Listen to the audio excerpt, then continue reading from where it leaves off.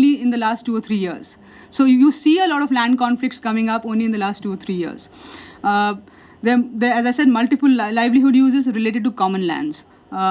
There's also confusions about allocation of land for various projects. So at what point which project ends and which project actually starts, you don't know, because there are layers and layers in which approvals are granted, and yeah, there are no individual pattas here to really negotiate those kinds of property rights. And of course, we've tried for a while to find out the exact status of total land acquired. That is also ambiguous because that is how it has been in the area.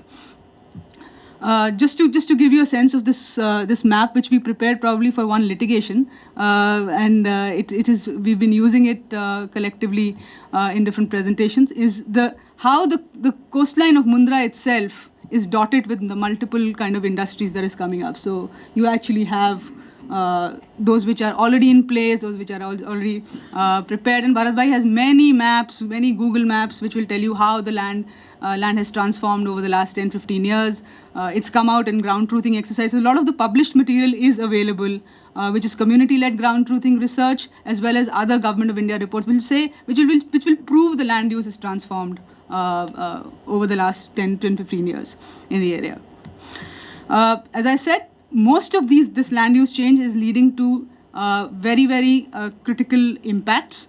There are ecological impacts, destruction of mangroves, mud flats have been taken over, intertidal areas are being destroyed, the sand dunes, migratory birds, and they're especially impacted because all the infrastructure facilities and the power generation facilities are not devoid of the transmission lines. So it's not just the land use change that is taking place on the coast, but it's also the transmission lines which are having these impacts. The filling of creeks, and a lot of it is not that is entirely legal. That is what is facing challenges in courts. There are social transformations. There is access to fishing harbors that is getting reduced, or we almost have gated fishing harbors now, where you have to take permissions to actually enter. You actually enter the fishing harbor, which was common access earlier. Impacts on horticulture, production is going down. Salt production is starting to get impact much more now.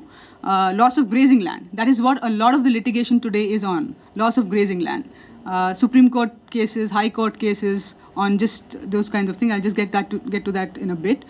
Reduction in fish catch. And there's, of course, rising discontent with this kind of industrialization and land grab taking place in the area. You have the number of litigation and the number of street protests that are growing in the area is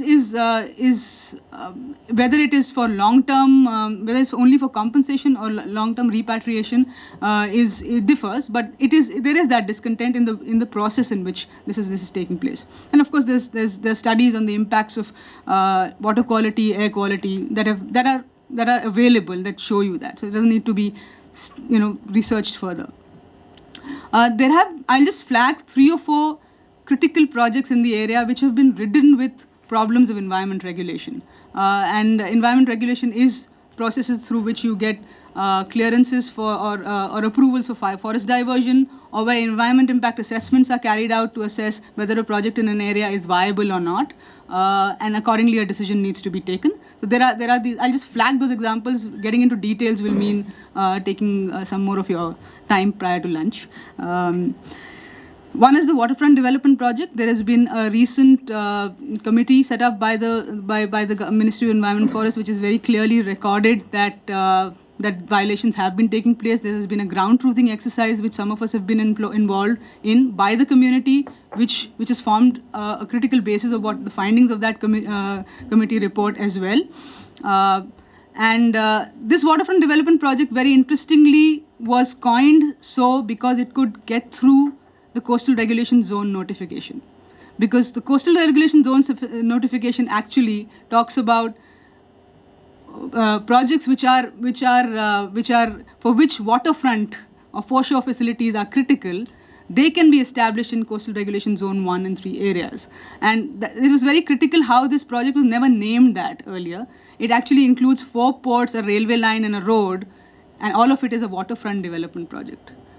So the terminology is interesting, and the terminology had evolved over time. So there is written documentation and case studies available how that terminology actually evolved over time from it being salt works to becoming a waterfront development project and a special economic zone. So the forest clearance which I've been speaking about here and the waterfront development project actually overlap. The railway line that is here actually is an access to a grazing area. It's also access to a sacred temple, and now it is cordoned off. You can't really cross it over. So this is a picture of about 3 years back when the fence was not there. And the project which Namita and Shivani have both been involved in, it was a fierce battle in the National Green Tribunal, still going on with a very adverse judgment. It was a clear case where very clearly during the course of the litigation, the project decided to change the technology overnight, and they said, okay, if you're troubled by us laying a pipeline to the coast, we'll just put air towers and sort out your problem. So it's still going on as a litigation, but I'm just saying how environment regulation is messed around with to achieve certain regulatory goals. And just flag four points as I end. What is happening here? There is a clear situation in this process where assessments and appraisals are compromised. You have tampering with baseline information related to land use. There are post facto studies that are commissioned, so we'll think about assessments later. Let's set up projects now. There are conditional approvals that you're talking about. The OPG thermal power project actually has 131 or 140 conditions, including that you will not destroy mangroves while you construct the power plant on a coastal area. There are issues of limiting participation in decision making. The recent public hearing in an adjoining block actually was so far removed that only people with cars could really reach there. There are instances of violations and of both procedures prior to grant of approvals and also issues of non-compliance that are very, very prevalent in the area. They're very linked to the nature of conditions that have been pointed out. In fact, the ground truthing study that I'm speaking about, which has been done by the Mundra Hitrakshak Manch, a local forum, as well as MAS, as well as Namati, which Manju and I are also part of now. This process actually brought out that some of the concerns that were being raised, which now form violations, were concerns raised prior to the grant of clearance. So the entire process, I mean, it's nothing new. People have been saying this from the very beginning. There are legal challenges of all kinds related to land restoration, repatriation of land, compensations, ecological destruction, and related to the processes of impact assessment itself. Some of them are successful, some of them are not. A recent Gujarat High Court order really recognized that 12 units within the Mundra Port and SEZ, 21 units, but 12 of them were asked to shut down. Yeah, 21 units, but out of which 12 were asked to be shut down, were operating without environment clearance because the SEZ itself was operating without environment clearance. And this is one of the biggest projects in the when it comes to land use change in the area. Another one related to repatriation of grazing land because you've not used it and the processes were not followed was dismissed by the Supreme Court. Even the review petition was dismissed. And there, of course, there is resistance going on for various purposes. Not all of it is towards, is not conservation oriented, or it is not necessarily retaining existing livelihoods, but it is the best deal you can get out of an assertion and a resistance that is going on in the area. And I might have taken more than 7 minutes, but I'll just pass it on to Bharat. Thank you.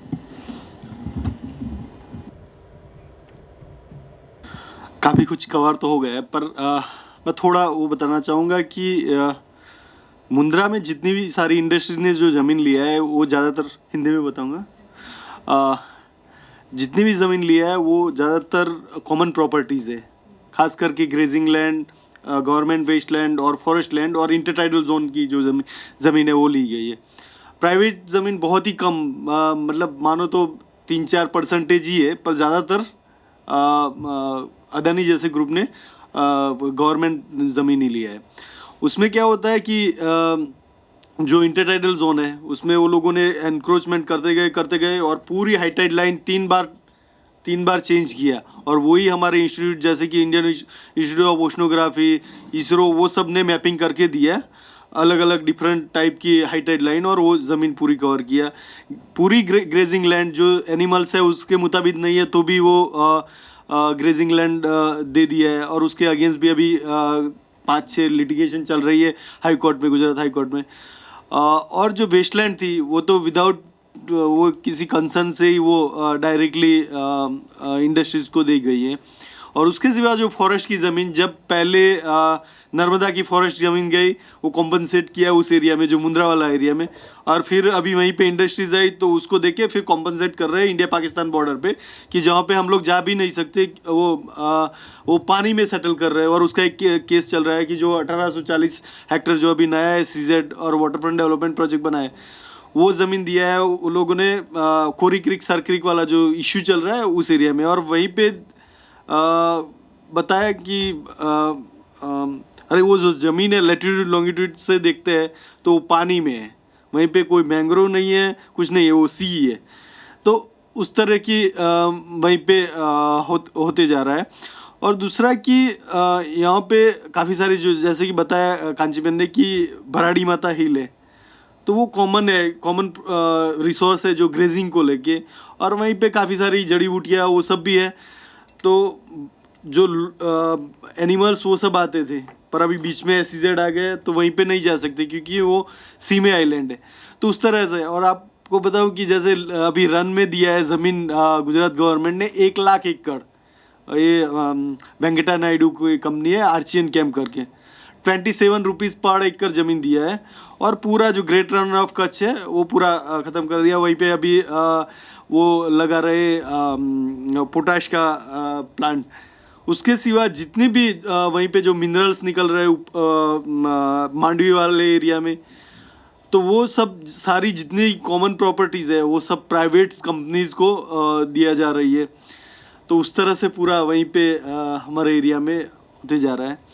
Struggle हो रही है, काफ़ी कुछ मतलब मिल रहा है। ऐसे नहीं है कि हम लोग रिजल्ट लाए हैं, जैसे कि अभी स्टे आया, पर वो तो सॉल्व हो जाएगा, शायद उसको मिल ही जाएगा।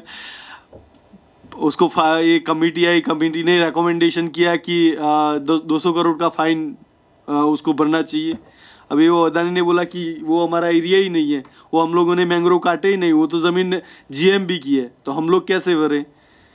तो ऑलरेडी काटे हैं मुंद्रा SEZ ने, OPG ने एयरकूल टेक्नोलॉजी में चेंज मतलब वो हुआ, पर लास्टली लोगों को तो कुछ फ़ायदा नहीं है। ये स्ट्रगल करके भी लास्ट में कुछ निकल के नहीं आता कि कुछ हुआ हमारे लिए। तो काफ़ी कुछ नर्वसनेस भी आती है, कुछ होता है तो खुशी होती है, पर लास्ट में फ़ायदा क्या है, मतलब वही प्रॉब्लम है। Thank you so much, Kanchi and Bharat Bhai.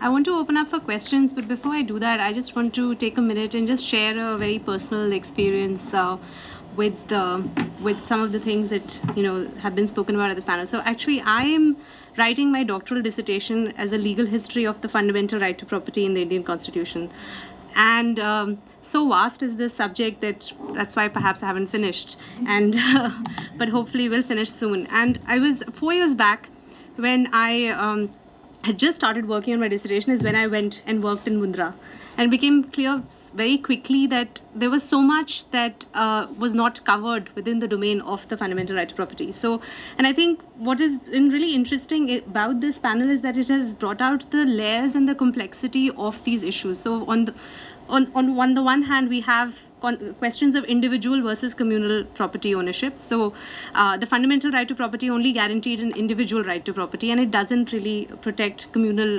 property in that sense. And in Mundra, the way the stakeholders have rights, this was not even, and this was interesting because it's not even like communal land ownership or resources under the soil like it is in the case of Meghalaya, but just the waters, the common property resources of the seas, really, where there was reclamation of land and the creation of ports. So there's various kinds of property rights that we are talking about here, and there's a lot of complexity surrounding that. The second thing that came out was just the way the government sort of regulates various lands. So Mr. Mehta's presentation, where you're talking about land that comes under the forest department may not necessarily have this doesn't have the same legal framework applicable as opposed to the revenue lands, even though people living in those forest lands are pretty much cultivating it like what it would be in the revenue lands. So there is that issue, and this idea, and this goes back again to the assertion of, because many of these problems are sort of carryovers from the colonial period, in the sense that the colonial government, just as it asserted the right of the state to mineral resources under the soil, it also asserted the right to forest land and to common land And forests. and to forests. So it kind of dates back to that. But I think what's also very interesting is the role of law and the role of courts in this process, because what we see is that on the one hand, legal regulation, so there are two stages, right? One is at the level of regulation, and then of course at the level of implementation. But even at the level of regulation, it seems that law is being used by both parties. So it's being used as a mechanism of suppression of some of these traditional communities, but it is also being proving to be an enabling mechanism with the Forest Rights Act. So, and I think that's very interesting. And what is also interesting is how much the people are using the courts, even if the judgments and the processes haven't really been as successful as it should be. I mean, this is a very positive example, but at least my experience with the Mundra cases and from what I've seen has been that courts haven't been as the stays haven't come through as easily as you would expect in construction. So as a young lawyer, when I reached Mundra, and you believe in the power of the law and the courts, and we went to see the mangrove forest that we were trying to protect, and it had already been cut, and that was what we were going to fight about. So I think it's very interesting to see what role the courts are also playing in this process, and I was hoping that the panelists could speak more about that. But I'll open it up for questions now, and maybe you can reflect on some of these points as you address the questions. Kavita? I have just one question. Namita, you mentioned Since Namita, you mentioned the role of courts, I was just wondering, what about the costs of justice in this? Because we are really talking about the poor and the marginalized. So maybe just a little bit on that, either from the panelists, or since Namita is also quite aware of the work. Thank you. What would you mean by costs? Basically, the fees and access and all other costs involved in that, starting the legal process itself. Is there somebody else?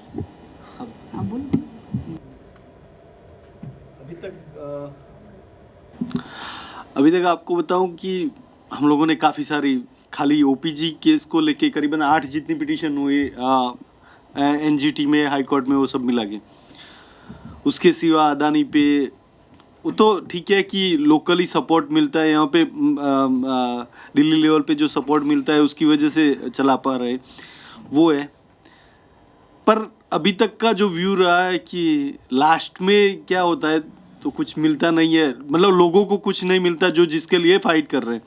हाँ, उसमें कुछ compromise वो सब हुआ है, जैसे कि OPG ने वो एयरकूल टेक्नोलॉजी में गया, या अदानी पे अभी फाइन लगा, प्रेशर क्रिएट होता है, जो मैंग्रोव काटता था वो नहीं काटता, मतलब अभी बंद हो गया, अभी वहीं पे ख़त्म हुआ है, दूसरी जगह पे अभी चालू किया उसने। जैसे कि कंडला में अभी नया जो कंडला का प्रोजेक्ट है, तो उसने काटना शुरू भी किया, मुंद्रा वाला एरिया में बंद किया। तो उस तरह की इम्पैक्ट हुई है, और ये सब प्रेशर की वजह से वो CSR में ज़्यादा मतलब खर्च करने लगे हैं। बाकी कुछ जो होना था वो तो हुआ है, कंट्रोल नहीं हुआ है। I think what he was basically trying to say, just a quick translation, is that there have been different things that people have tried out at different levels. Much of it has not been necessarily successful, but it has put pressure on, I mean, on the project authorities there to invest much more in corporate social responsibility. Just to quickly add to what he was saying, I think there are two different kinds of litigations that are emerging from the area. Those which are questioning the regulatory processes, which are questioning impact assessments, ecological destruction. However, there is enough and more litigation from the area which is basically has two sides to it. One, which are individual driven. So they are talking about regaining control over lost land, which is individual driven. There is also litigation that is emerging from the area, which is motivated. So people are negotiating best prices, etc., from the area.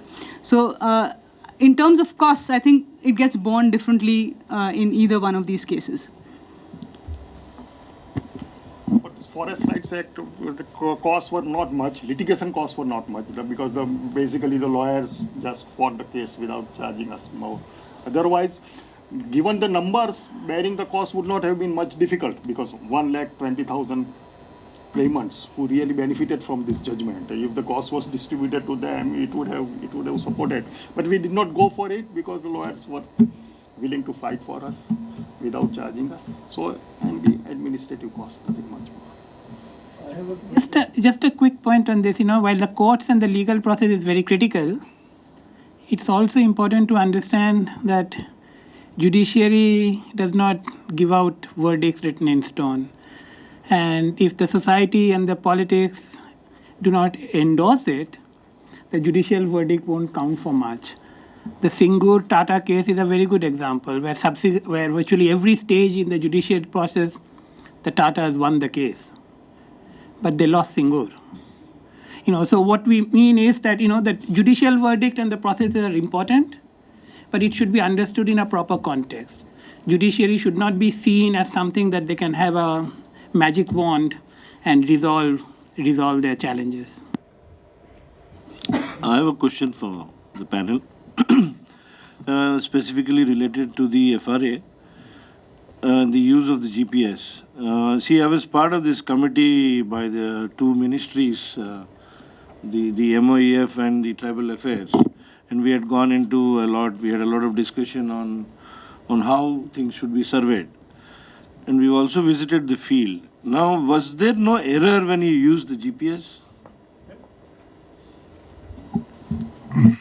Errors would be there. Point is that if you wait for DILR surveys, they would never happen. GPS is an instrument which gives instant access to the villagers. They themselves can operate and carry out the survey in a very less time. That is one thing. Errors can be corrected. We got initial error, and we are not aiming at 100% accuracy. 10%, 5% accuracy, loss of accuracy is okay with us. And you are plotting, all the plots are adjacent to each other, and you are superimposing GPS data on the satellite imageries. So you correct then we correct it by the imagery. Looking at the imagery, we correct the plots, we correct the overlaps. Because there would be overlap. People are walking, so adjacent fields, there would be overlaps. All those things get corrected. So by what we want, we can easily get. And what we are interested in, what was the situation of this land in 2005? Okay, and yeah, then the next level of question is to all of us. The point here is that when it comes to survey of land, the cadastral survey is the best, or all station survey as it's called today, using these instruments is the best, where you can map even a blade of grass and everything. The reason I am raising this is when you look at land being allocated to industries, it's very clear, it's pakka, you cannot play even an inch this way or that way, and so they build their compound walls and their fences. When it comes to the people, the government deliberately is leaving this ambiguity, and it is not right. See, the thing is that today you are there or today I am there. When we are not there or somebody else is not there to adjudicate, land, the boundary disputes are the worst. That actually can lead families into fjords and various things. So my point is that the government should be serious and do a proper survey and demarcate areas clearly so that in future there is no ambiguity to it. I mean, I agree with the great work you have done, and I understand the use of certain technology and certain instruments on behalf of people for a claim. That definitely is a very good aspect. But overall, when we leave it like this, like say government of Andhra Pradesh, if you see list, it will say that we are on the top of distribution. But at the field level, the reality at the field is totally different. One. Second question, which is again back to the panel, is, see, when you said that this FRA is a kind of a property, it is not. It is not. It is just a conditional patta, and actually the government is putting the headache of managing the forest and everything on the people who actually are not responsible for it. The whole destruction is happening from this side, from this end.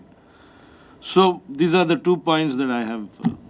Just one quick on this issue of the accuracy, because this was an issue we had debated a number of times, including the very fact of using a GPS or using a smartphone which can do the GPS. This is evidence, not title. If the government has the capacity and is really serious, they are free to send their DLR to do the survey. The challenge is, and we ask many people, including people in the revenue and the ISRO satellite agencies who can do the ground truthing, that today the environment has become so hostile for the fear of acquisition that outside agencies, including government agencies, going in to do a general survey is looked upon suspiciously. So what we are seeking is, instead of waiting forever for the state to come in, this is something that is visible to everybody. Recognize it, at least recognize it with a condition that it will refer to future correction if necessary, because in Andhra Pradesh, and that was one of our early interaction when we went to Andhra Pradesh, to one of the PTG areas,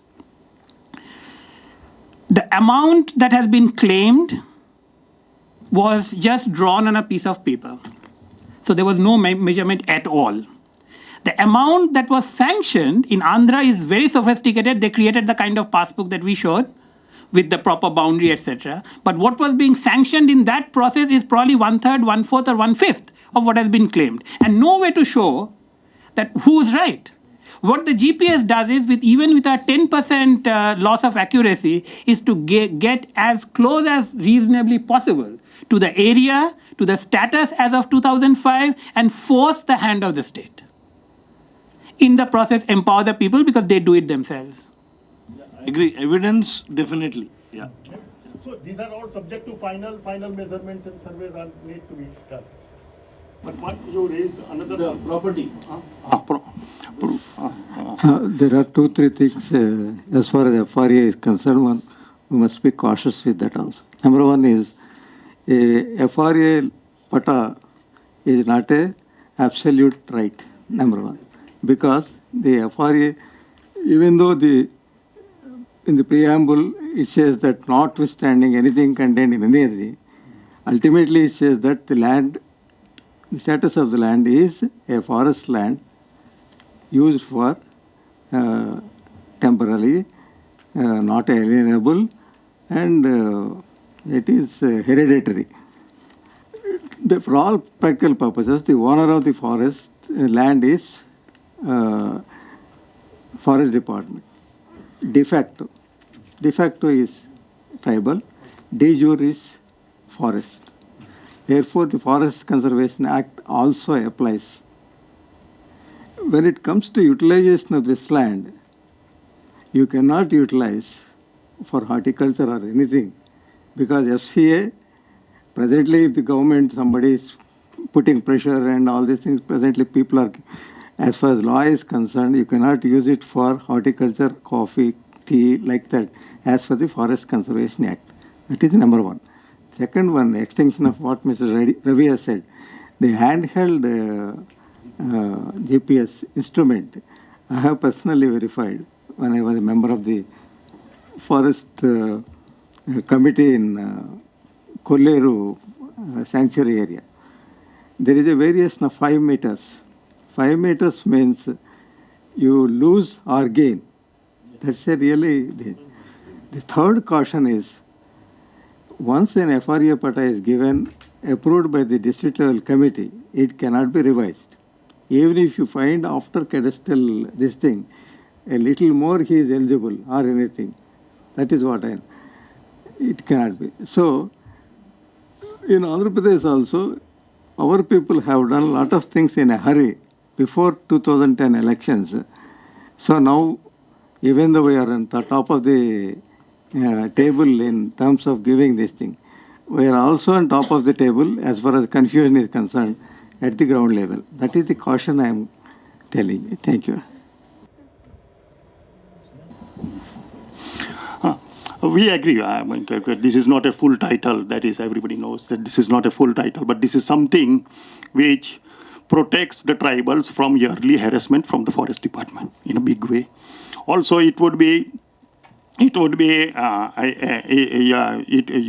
this entitles them to get benefits of the various government schemes, and it entitles them to get compensation when this land is taken for any development projects. So that they have, for all this purpose, central government has considered this as good as privately legally owned titles. That is one thing. So that is fine. It is known. And even private lands in tribal areas are as such non-transferable. 73A Revenue Code applies in all Jharkhand areas also. So that is not for right now at the development stage where the tribal society is. Non-transferability is not a big deal. This titles, if you ask tribals, they want titles. And titles not necessarily transferable. If they are even transferable, they would want. And I don't believe that in this area, at least in Gujarat, I can speak about, even if you get transferable titles, people would lose their lands in a big way. I don't believe that. People are very, very smart, and they know what to sell and what not to sell, and they know how to protect their own lands. So that is not a big deal of issue. What has happened? But because up till now there was daily harassment, yearly harassment, they could not take any developmental works on these lands. Even if they construct a bund, forest bid guard would come and break it, say that this is my land, how you have constructed a bund on here.